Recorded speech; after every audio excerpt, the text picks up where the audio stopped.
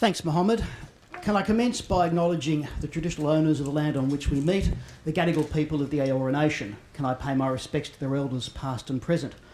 Can I also pay my respects to the elders of the other First Nations of this land? Can I acknowledge the very many distinguished guests that are here?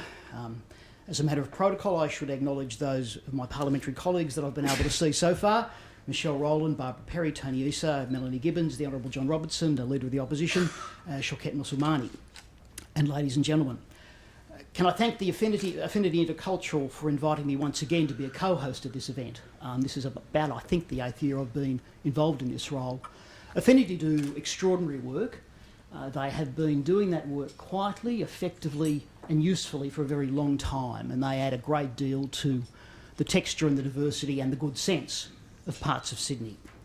Can I also thank and congratulate the sponsors? Events like this don't happen without the sponsors. They usually get thanked at the end, but it seems to me, granted their importance, they should probably be thanked at the beginning.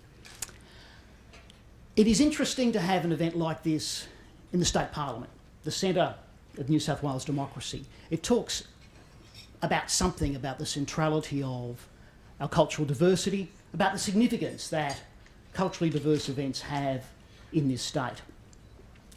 And when this is a trivial way of looking at it, but when I first became the member for Liverpool a long time ago, there'd probably be one invitation to an iftar that I'd receive at Ramadan. Now I've got about 25.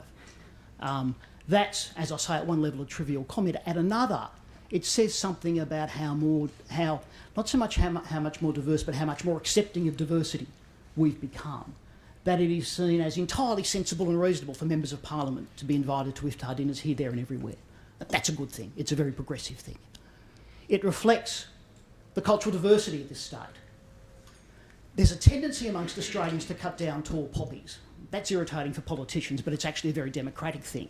But part of that is also about not singing our praises, about not getting too big for our boots. We don't celebrate our multiculturalism anywhere near as much as we should. I suspect there aren't that many parliaments in the world that would have an iftar dinner held within its precincts. The fact that we do here is something we should be celebrating. Of course, the sort of society we've got doesn't happen by accident. You've got to work at it. You've got to keep doing things to make sure that our multiculturalism is recognised and protected and institutionalised. For example, in modern contemporary Australia, and I won't be any more partisan than I have to be, but in modern contemporary Australia, there is no space for people to be bigots.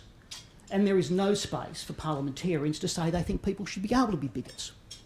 If you want an effective functioning multicultural society, you've got to work at it, and you've got to have the institutional supports. So you've got to have Section 18 capital C or something like it. You've also, and I've made this point a couple of years ago speaking from this rostrum at this event, there are sometimes you get politicians coming to this event and speaking about about their support for multiculturalism. But if I can just prick the bubble of complacency that sometimes surrounds events like this, sometimes those politicians run out and do exactly the opposite out there in the real world, or when they go through that door, they start talking in a different way. That is not something that maintains our multicultural society.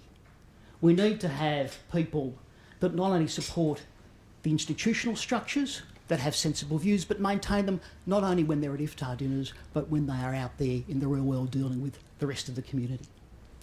Having said that, can I once again thank Affinity International for their invitation to be here, and can I say to you all, Ramadan Mubarak.